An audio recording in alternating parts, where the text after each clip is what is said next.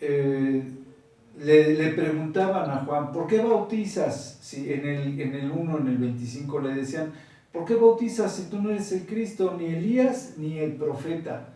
O sea, él no era ni Elías, que estaba profetizado para resucitar, no lo consideraban un profeta, y también decían que no era Cristo, ¿no? Y que, porque primero lo que le preguntan es si él es el Mesías, y él les dice que no. Y le dicen, ¿y entonces quién eres, no? Que bautizas tú con agua. Y dice en el 27, yo no soy digno dice, ese es bueno, primero dice que en el 26 dice, yo bautizo con agua, mas en medio de vosotros está uno a quien vosotros no conocen. Y dice, este es el que viene después de mí, el que es antes de mí, al cual yo no soy digno de desatar la correa de su calzado, ¿no? Y entonces, ese es parte del testimonio que habíamos visto que Juan el Bautista daba con respecto a Cristo, ya diciendo o ya anunciándolo como el Cristo, cuando le preguntaban, ¿no?, si él era el Mesías.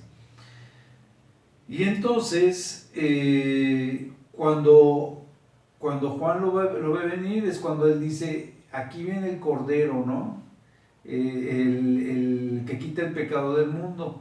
Eso lo dice en el 29, en el 1:29. Después dice Juan en el 32, decía que veía el Espíritu del cielo descender del cielo como paloma, y que se posó sobre el Señor Jesucristo. Y entonces, cuando él empieza a decir que ve descender el Espíritu sobre de él, decía él también que el ángel o Dios había hablado con él, y el mismo que le había enviado a bautizar es el mismo que le había dicho que sobre quien viese que el Espíritu se posaba, él era el Mesías, ¿no? Y entonces, y ese era el testimonio de Juan. Cada vez que le preguntaban en lo sucesivo que quién era, o qué hacía, o qué onda, pues ya sabía, decía él que Cristo era, ¿no?, el Mesías. Y entonces,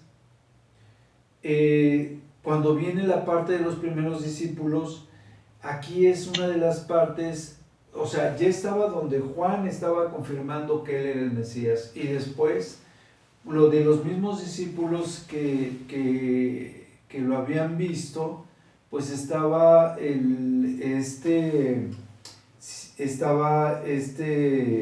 Andrés, ¿era?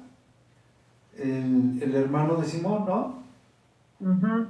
Y entonces Andrés era de los discípulos de Juan el Bautista. Entonces, como ya había visto todo esto, viene con Pedro y le dice, oye, parece que hemos visto al Mesías, ¿no?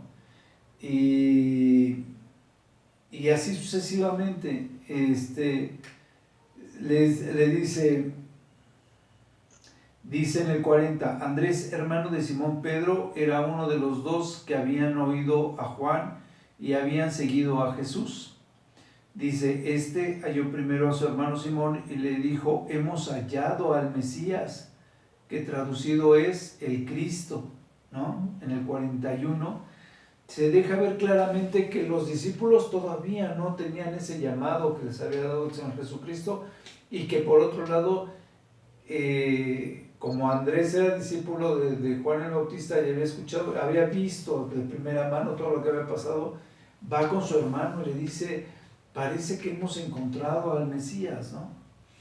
Entonces, y así como ellos, veíamos que mucha gente va creyendo a través del tiempo que Jesucristo es el Mesías, y es una parte muy importante de todo esto.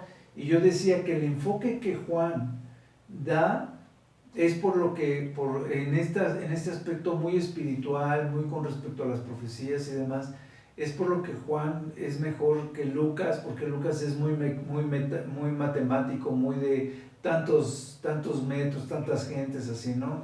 De mucho detalle de eso. pero Juan es más con respecto a lo espiritual. Una vez que pasó lo de Juan el Bautista y lo del llamado de los discípulos, al tercer día, aparentemente por lo que platica Juan, son las bodas de Caná. Y entonces dice que estaba ahí la madre de Jesús, ¿no? En estas bodas que se hicieron. Y fueron invitados a las mismas bodas Jesús y sus discípulos. Muchas veces cuando yo leía esto, no me percataba de que los discípulos ya estaban en las bodas de Canaán. Como María le dice a Jesús que convierte el agua en vino y él le dice, todavía no ha llegado mi hora, yo pensaba que todavía no había sido el momento en que estuviesen los discípulos con él. Sin embargo, en las bodas de Canaán vemos que ya estaba él con sus discípulos cuando hace su primer milagro, ¿no? Entonces dice, como les faltaba el vino, pues la madre les dice que hagan todo lo que él dijere.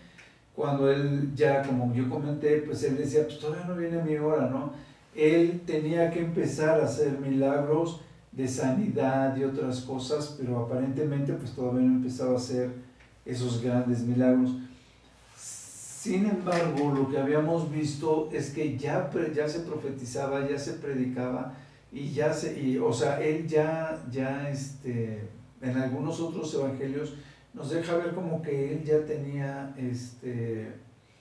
antes de les voy a dar un ejemplo.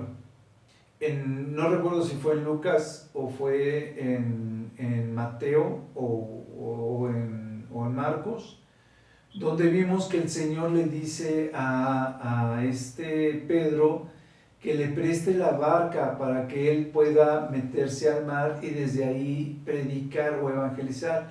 Y para entonces Pedro todavía tampoco tenía el llamado, lo que quiere decir que tampoco sabía que él